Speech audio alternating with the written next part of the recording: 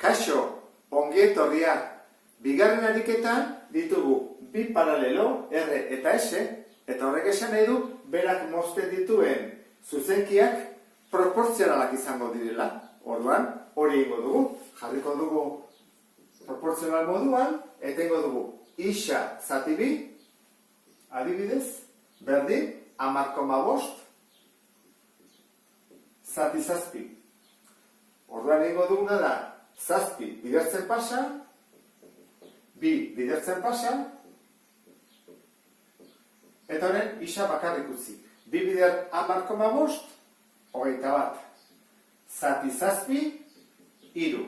Orduan, erantzuna da 3 zentimetro dela zuzenki honen luzera. Hirugarren ariketan triangeluak antzekoak diren jakiteko eman dizkigute angeluak. Orduan, gu badakigu irizpidea dela 3 angeluak berdinak izatea. Orduan, hemen bi ditugu eta hemen beste bi. Goazen ikustean 3 angeluak berdinak diren edo ez. Ikur horiek esan nahi du 80 gradu. Orduan, gu badakigu 3 angeluen batura izan behar dela 180 gradu. Eta kenduko dizkiogu 80 gradu eta 40 gradu hauek. 80 gehi 40, 130, beraz, 180 ken 130, berdin, 40 gradu du goiko angelu honek. Honekin izango litzake 180 gradu, kendu, 40 eta 80. Zeba kendu behar dizkiogu 140, beraz, 40 gradu.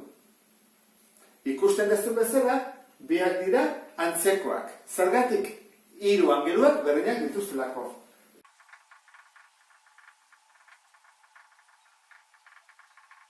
Beraz, bai, antzekoak dira 3 angeluak berdinak direlako. Triangelu hau igoko bagenu eta gero giratu, atako litzake honen antzekoa.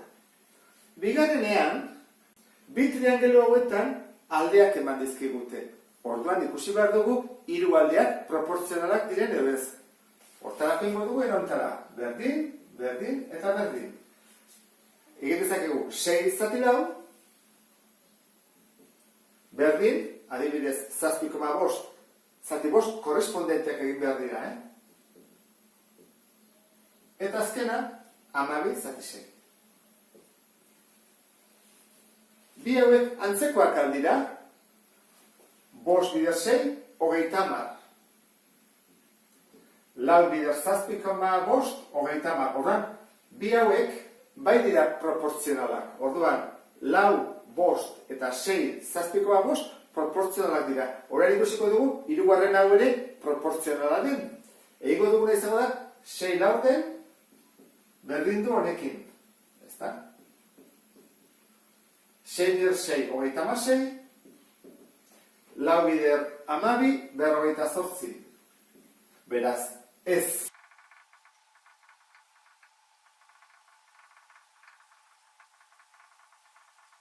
Ez dira antzekoak, 3 aldeak ez direlako proportzionalak.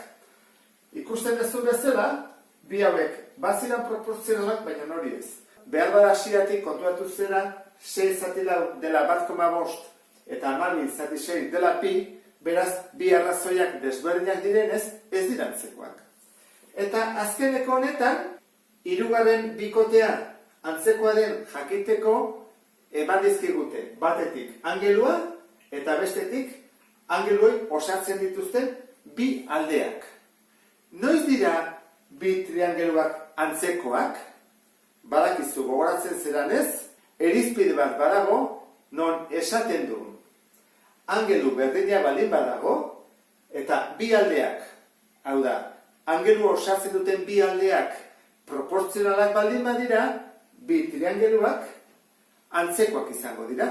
Orduan, hori ingo dugu.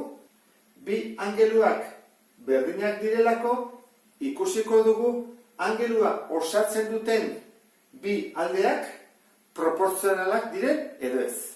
Orduan, jarriko dugu, berdin, egingo dugu 6 zati 8, adibidez, berdin, bederatzi zati amabi. 6 bider amabi ingo dugu, eta bestetik, bederatzi bider zortzi. Bi kasuetan, 72. Beraz, idatziko dugu.